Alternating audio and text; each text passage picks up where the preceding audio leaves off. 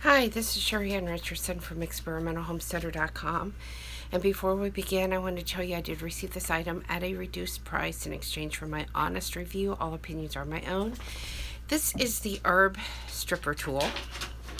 It will also do things like kale, chard, collard greens, and of course your herbs. So what I thought I would do today on camera is show you how this works. Now, I don't have a lot of experience using this, so what you're going to see is probably exactly what you're going to do if you order one of these until you get adjusted to it. So let's take a look. Okay, now I chose a variety of herbs, and I'm just going to set some of these out of the way so that you can see what happens here. And I'm going to start with the sage.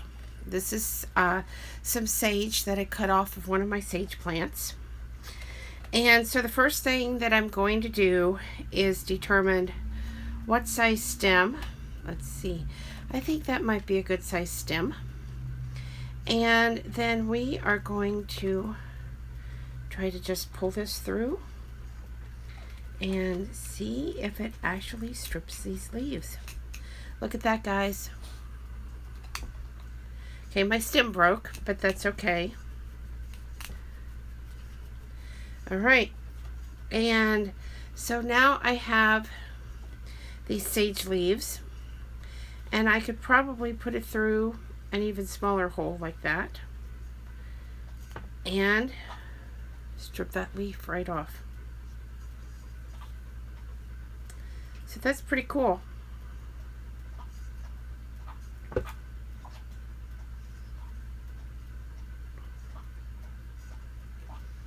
So it definitely works great with sage, and look at that. That is definitely cool. I think once I get used to handling this, it's going to save a lot of time in the kitchen as I strip these herbs and prepare them for drying. Now, some of these, it took the stems right off as it stripped it.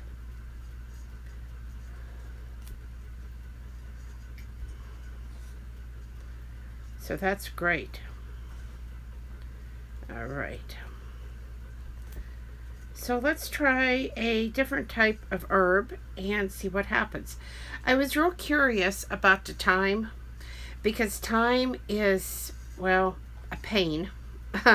I'll put it that way. It's a pain to strip. So let's see what happens.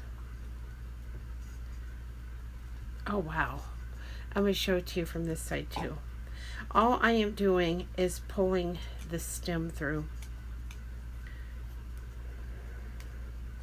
And I want you to look at that.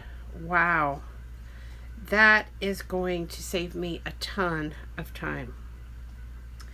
Like I said, we still have a few little pieces like this that I could run through again or just pinch off by hand. But that's just, this is an amazing product. I definitely like it. I'm going to try the sage through a smaller one to start with, if it'll go. Yep, nope, it won't go. Wait, there we go. There we go.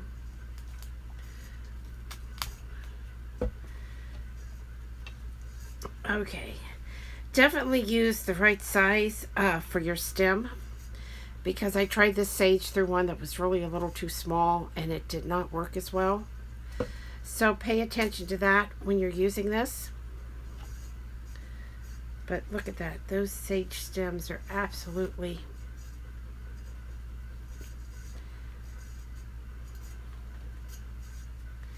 And like I said, I think this is going to take just a little bit of adjusting to get used to it, because I have always done this by hand. And whenever you try anything new, you know what it's like.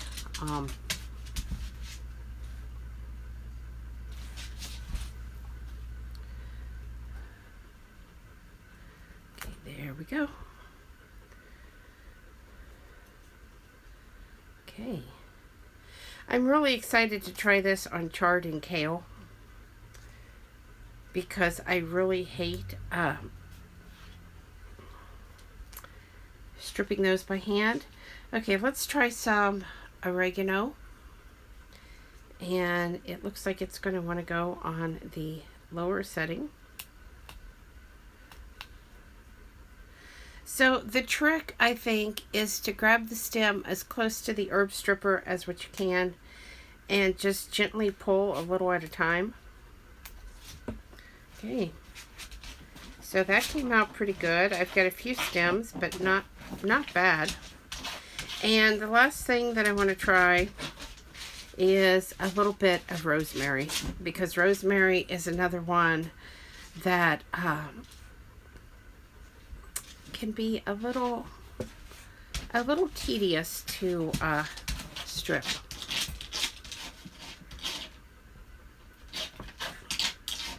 Okay, there we go.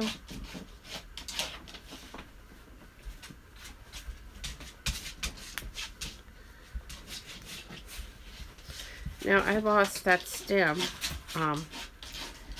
As I was pulling it through, it snapped, so I'm going to have to put it back through. But still, I definitely think this is easier than doing it by hand. Let me try to pull a few of these off so I can get a better grip on that stem going through.